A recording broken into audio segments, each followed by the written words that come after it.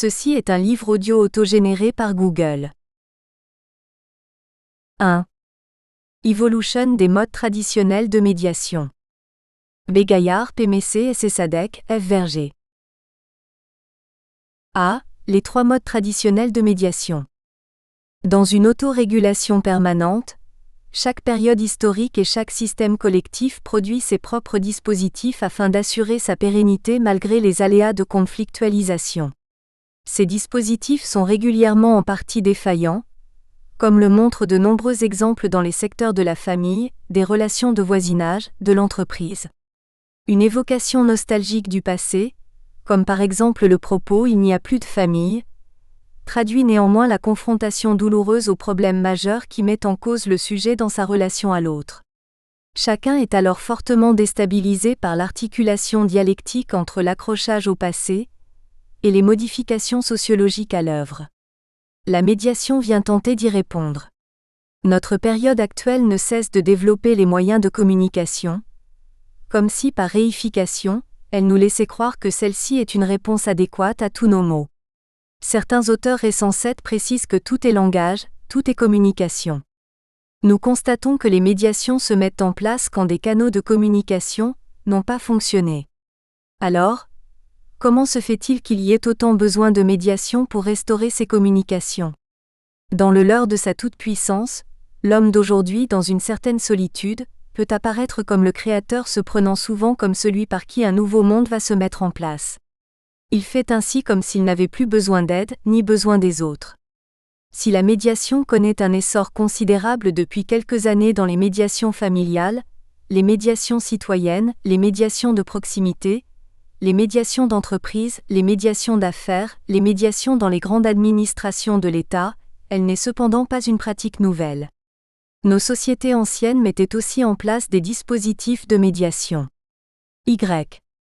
Palao et V. de Brizan 8 distinguent ainsi les 3 types de médiation traditionnelle: la médiation religieuse, la médiation de voisinage, la médiation politique ou syndicale. La médiation religieuse, au travers de la figure du Christ et de l'Église, médiateur entre Dieu et le monde, instaure une instance entre l'individu et l'universel. Elle est acte de foi, comme toute médiation, foi dans la capacité des individus à surmonter leurs querelles, capacité à reconnaître l'autre comme son prochain. Ici, la médiation est un pari sur les protagonistes et leur capacité à travailler et dépasser leurs problèmes. La médiation traditionnelle de voisinage opérée par certains personnages de la commune comme le maire, l'instituteur, le médecin, le prêtre, se fonde sur une légitimité et une autorité du médiateur correspondant à la figure du sage associée à l'appartenance à une grande institution. Il est intercesseur entre l'individu et cette institution. La médiation politique ou syndicale est assurée par un représentant qui tire sa légitimité de sa représentativité, issue d'élections. Ce représentant fait le lien entre le particulier, l'électeur et la société, ou entre le salarié et la société. Ainsi, la médiation traditionnelle met en relation l'individuel et le collectif ou l'universel, l'institutionnel.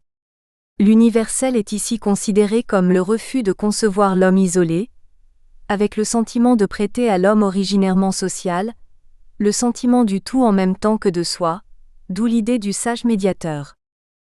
Ces 3 modes de médiation traditionnels ont montré leur intérêt, mais elles s'avèrent insuffisantes dans la société actuelle postmoderne à cause de la dérégulation des liens et de la perte d'influence de ces tiers traditionnels. Le développement de la société industrielle en France s'effectue en parallèle au déclin de la religion, de la tradition, et des formes d'organisation sociale, traditionnelles, au profit de l'émergence de la modernité et de notions comme celle de l'individu et de la nation. Les références micro-territoriales, au bénéfice de migrations imposées par l'organisation industrielle, ont évolué vers la constitution de sociétés plus collectives en même temps qu'émergeait dans un mouvement contradictoire la montée de l'individualisme. Ainsi s'élabore et se structure la protection de l'individu, la reconnaissance de l'enfant comme un être à part entière et non plus comme un adulte en miniature, la reconnaissance de l'autre et de l'étranger comme un être avec des besoins et des aptitudes spécifiques. Un nouveau regard se pose sur le voisin, le compagnon de travail ou le partenaire familial. Les besoins de médiation concernent de très nombreux secteurs sociaux, dont celui de la famille apparaît comme l'un des principaux. Aujourd'hui, à part la médiation pénale, seule la médiation familiale fait l'objet d'une réglementation sous forme de l'existence d'un diplôme d'état de médiateur familial neuf. Cet encadrement juridique minimal montre bien l'acuité des questions familiales dans le champ des médiations. En écho aux évolutions de notre société, la famille n'échappe pas aux mutations. Avec l'évolution des formes de médiation familiale, le médiateur familial prend partiellement la place du juge aux affaires familiales, ce qui peut changer le vécu de l'intervention. La médiation est parfois ressentie comme intrusive dans certaines familles et dans d'autres organisations. La compréhension de la famille moderne et les résistances aux changements qui peuvent éventuellement conduire au dispositif de médiation familiale doit s'appuyer sur l'analyse de ces évolutions au siècle dernier. La société pré-industrielle était caractérisée par l'importance de la référence à la religion, au droit divin, ainsi que par une organisation microsociale orientée autour de la notion de territoire dans lequel l'individu est fortement ancré, affilié.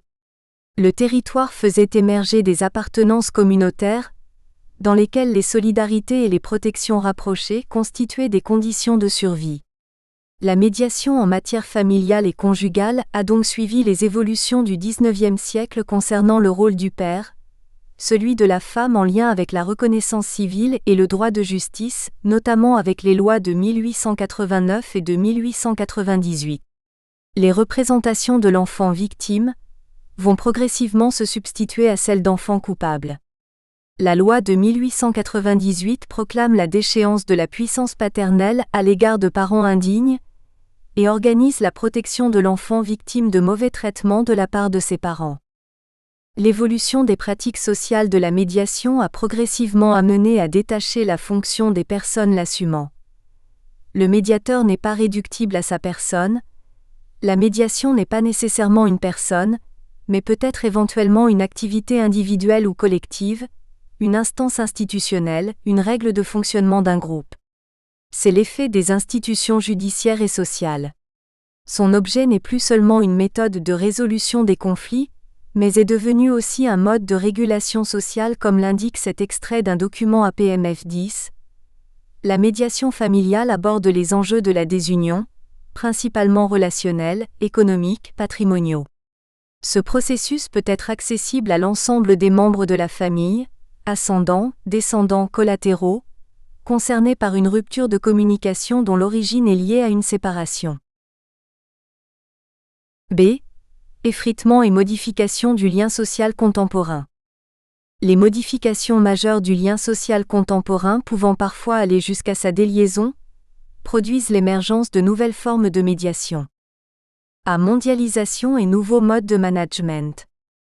Notre rapport à l'enfant a changé.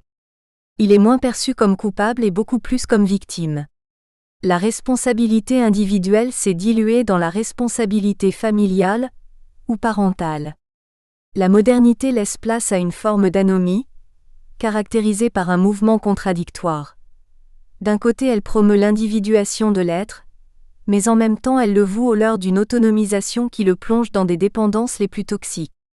Tout se passe comme si le phénomène d'appartenance communautaire, dans lequel l'individu fait jouer sa capacité d'autonomie par le choix de ses dépendances, était peu à peu remplacé par des appartenances substitutives qui l'inscrivent de manière éphémère ou durable dans des liens qu'il n'a pas forcément choisis, tels le lien sectaire, le lien d'addiction aux drogues, à l'alcool, le lien en bande. La postmodernité caractérisée par l'hégémonie du marché et l'organisation d'un ordre mondial implique également les risques de l'éphémère. La question émergente est alors celle des possibles de la construction de la personne dans l'éphémère, en l'absence de modèles durables et de discours de légitimation sur les positions prises. La postmodernité entraîne avec elle toute forme de dérégulation en globalisant tous les événements et éléments, tout en scotomisant les différences. Les questions identitaires sont devenues premières. Les personnes réagissent fortement à ce qui peut s'interpréter comme atteinte narcissique. La production de biens en surabondance, la possibilité de tout trouver partout, annule l'énigme de l'autre. Ainsi tout devient indifférencié partout. Tout peut apparaître lisse et non métisse dans une sorte d'uniformisation généralisée. La contraction de l'espace et du temps produit de l'indistinct, de l'indifférencié et l'absence de tiers. Les sociétés traditionnelles ont trouvé leur propre régulation dans les transcendances religieuses, et les sociétés modernes ont trouvé les leurs dans la toute-puissance de la technologie conçue comme libératrice de leurs propres esclavages. C'est à cet endroit que nous pouvons introduire l'idée de médiation. Dans le champ du travail, notre regard sur sa mutation est étayé par notre insertion et notre clinique au sein d'une grande entreprise. Les grands bouleversements qui se sont produits depuis la fin du siècle dernier, à savoir les restructurations, les réorganisations, les fusions, nous interrogent sur le devenir du lien social dans les entreprises. Toutes ces transformations ont en effet ébranlé les systèmes de régulation existants et par extension, modifié les formes de médiation. Les entreprises vivent actuellement une période de transformation et de développement social 11. Elles sont constamment confrontées à un environnement aléatoire et à des exigences économiques contraignantes, d'autant plus que lors de ces 2 dernières décennies, les entreprises, et particulièrement les multinationales, ont été touchées par le syndrome de la mondialisation dont elles ont été les initiatrices. Pour Air Saint-Saulieu 12, celle-ci se trouve dans un environnement en mouvement permanent, avec une forte concurrence économique engendrant des incertitudes du marché. La libre circulation des hommes, des marchandises, et son corollaire l'ouverture des frontières économiques, leur permettent de se lancer dans la course pour la conquête d'une plus grande part de marché. Pour réussir dans cette nouvelle stratégie, les entreprises engagent des transformations visant une meilleure performance. Elles cherchent aussi à gagner une grande part du marché, ce qui passe nécessairement par la séduction et la satisfaction du client, garant de rentabilité et de pérennité. Ce dernier n'est plus considéré comme simple consommateur, mais comme acteur dans les changements qui s'opèrent. Cette recherche transforme profondément le système classique de production. Parallèlement à ces transformations, l'introduction massive de nouvelles technologies a modifié les représentations sur la pénibilité au travail. Automatisation, informatique, etc. Il est indéniable que l'enjeu revêt une importance capitale pour les entreprises. Dans cette démarche, les entreprises sont obligées de se restructurer et se réorganiser, modifiant ainsi les repères habituels des acteurs. Contraintes d'introduire de nouvelles transformations et des organisations innovantes 14, elles mettent en place des certifications en cascade pour elles-mêmes et pour les sous-traitants. Elles ont remplacé leurs références théoriques au couple tayloriste-rythme élevé, absence d'autonomie, par le rythme élevé, autonomie 15, c'est-à-dire une production au plus juste avec l'élimination du stock, la gestion en flux tendu, la circulation horizontale des informations, la suggestion des salariés pour améliorer les performances et la qualité. Pour rendre le travail plus motivant et atténuer les effets de l'aliénation du travail parcellaire, 3 principes sont mis en avant: l'autonomie, l'épanouissement, l'enrichissement du travail. Ce triptyque a même pris une connotation guerrière: nous sommes devenus des winners. Après le productivisme, le nouveau mode de management impose la performance et le défi permanent s'étend partout. Le sociologue V. de Goljac parle de la gourmandise du tapir 16. Comme le montre M. Castel 17, ces transformations pèsent sur les conditions du travail et ont comme conséquence l'individualisation construite sur la base d'un nouveau monde régi par la recherche d'un bien-être personnel et des relations d'intérêt. Nous nous interrogeons sur le construit social de cet individualisme et sa part dans l'élaboration d'une croyance collective fondatrice du lien social. Les transformations opérées au sein des entreprises modifient le paysage habituel. En effet, ce processus a pris une dynamique en mouvement gradualiste. La course effrénée au gigantisme, sous prétexte de changement sociétal poussé par la mondialisation, a pour effet une déstructuration du tissu social dans les entreprises. Nous sommes entrés dans une ère qui prône la responsabilisation et l'autonomisation de l'individu. Ce pourrait être un bien puisque cela valoriserait les acteurs. Or paradoxalement, nous assistons à l'effet inverse. Les nouvelles réorganisations ont essentiellement l'objectif d'optimisation des tâches pour atteindre la performance maximale.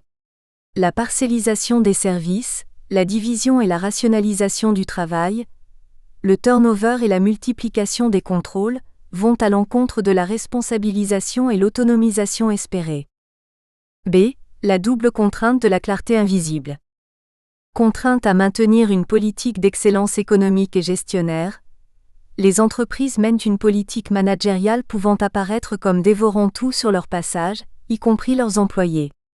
Le management ne se conçoit plus sur le long terme mais par projet, dans un temps court et limité, donnant une tonalité particulière au lien social et aux liens dans l'entreprise.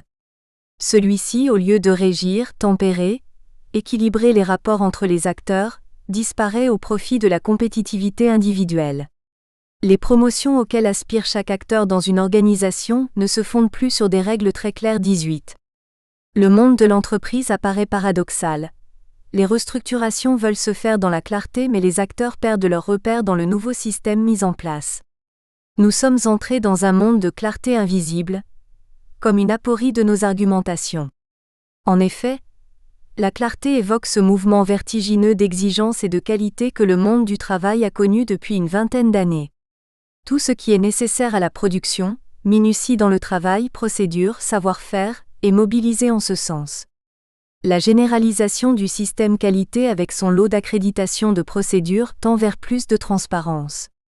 Mais son caractère invisible renvoie à l'effritement des relations et des liens, à une communication tendant à se réduire à la perfection du système d'affichage ou d'intranet.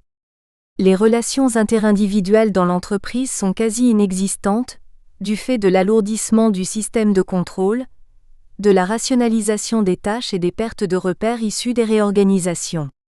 Concomitamment avec des fusions importantes dans le secteur des entreprises, les transformations structurelles des organisations produisent en leur sein une parcellisation des services et des métiers.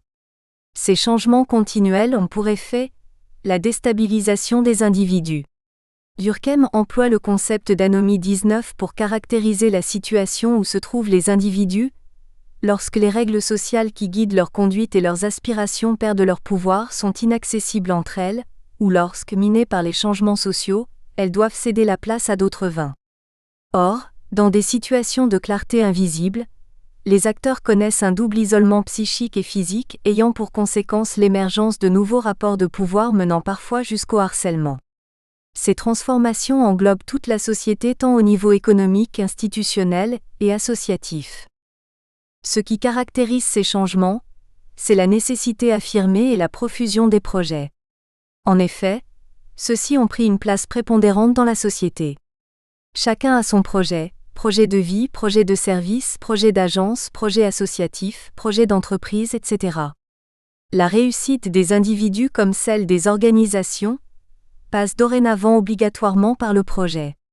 En parallèle croît une profusion de cabinets conseils spécialisés dans cette réussite et la gestion des projets. Il faut répondre immédiatement à la demande et fournir des solutions clés en main. Il nous semble au contraire que le projet doit se construire autour de l'organisation et des pratiques des acteurs, en vue d'accroître la cohérence entre les références dont se réclament ces derniers et l'entreprise ou l'institution dans laquelle ils sont insérés. La construction et la réalisation d'un projet, et par là sa réussite, nécessitent la mise en place de politiques et de dispositifs d'accompagnement. Qu'il s'agisse du monde économique, institutionnel ou associatif, il est nécessaire de raisonner à deux niveaux.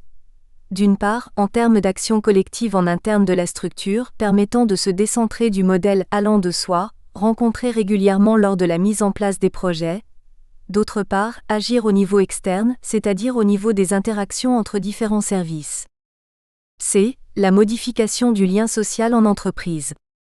Au-delà de la réflexion techniciste sur la faisabilité des projets, nous devons nous interroger sur ce qui fait lien a priori. Les entreprises ont toujours joué un rôle intégrateur qui génère le lien social. Traditionnellement, les syndicats avaient une part importante dans ce lien.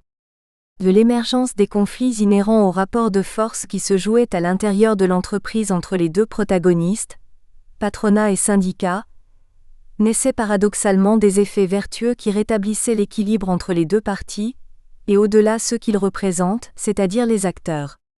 Dans ces transformations, l'entreprise a délaissé ce qui permet la construction et le maintien du lien social en renforçant l'individualisme des acteurs, réduisant ainsi leur sentiment d'appartenance. Si l'entreprise participe de cette construction du lien social, celui-ci n'est-il une qu'illusion groupale, une utopie ou une réalité ?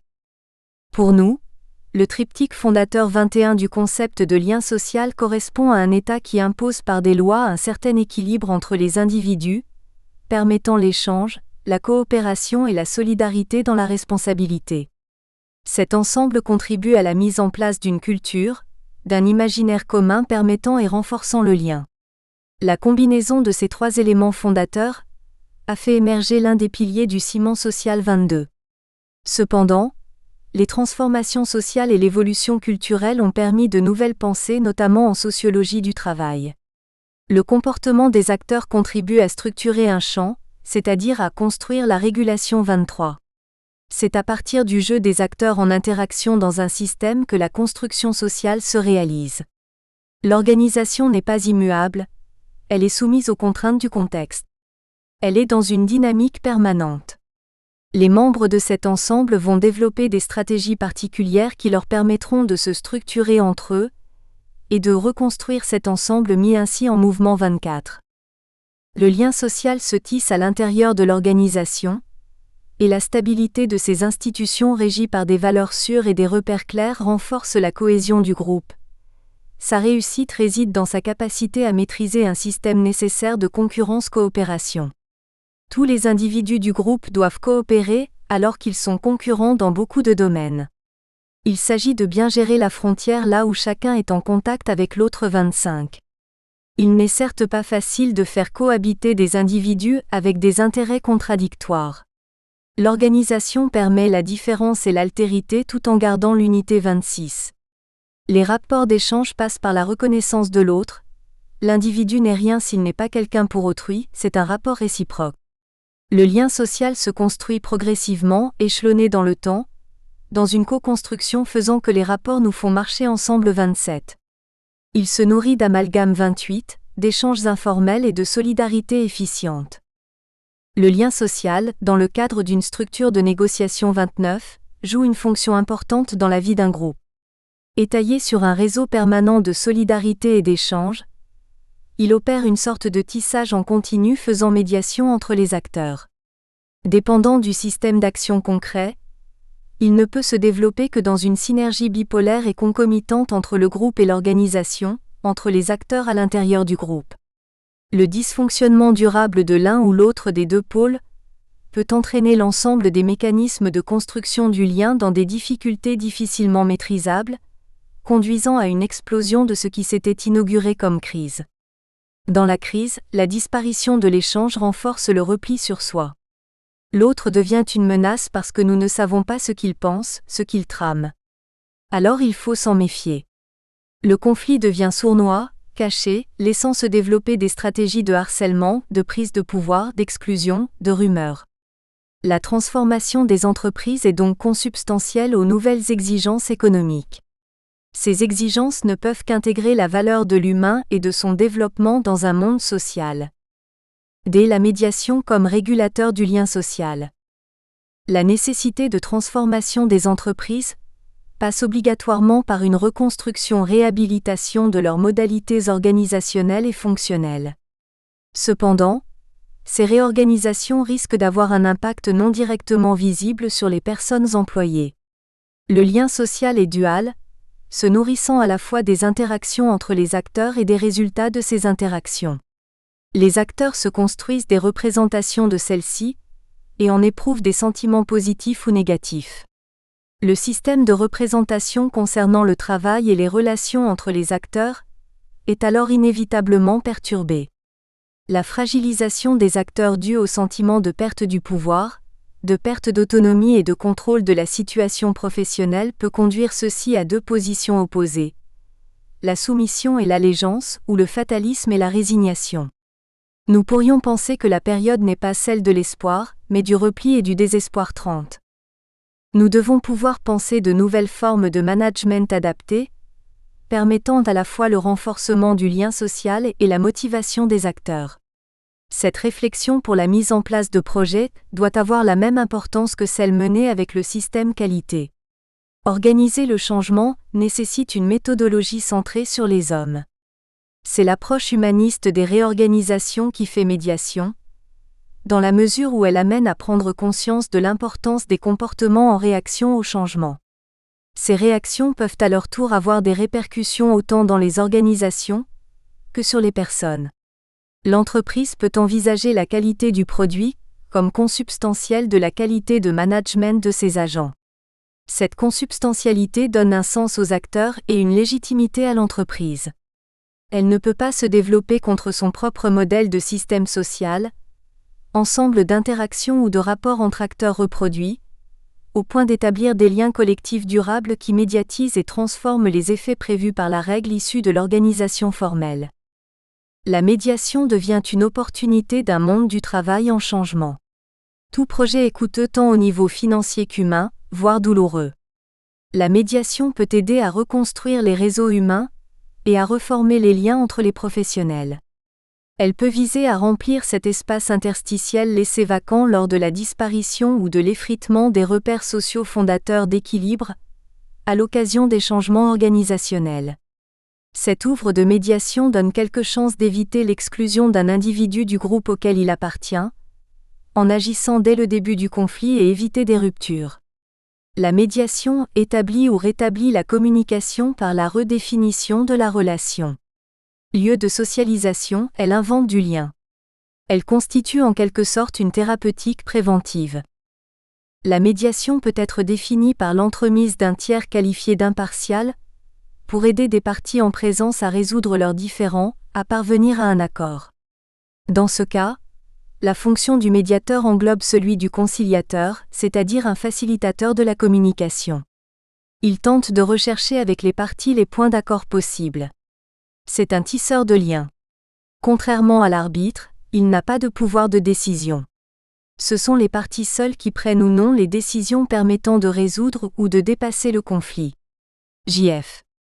631 définit la médiation comme une action accomplie par un tiers, entre des personnes ou des groupes qui y consentent librement, y participent et auxquels appartiendra la décision finale, action destinée soit à faire naître ou renaître entre eux des relations nouvelles, soit à prévenir ou guérir entre eux des relations perturbées. L'origine du mot médiation qui dérive de l'adjectif média, permet d'insister sur la fonction d'intermédiaire. Médiation est également le contraire de l'immédiation.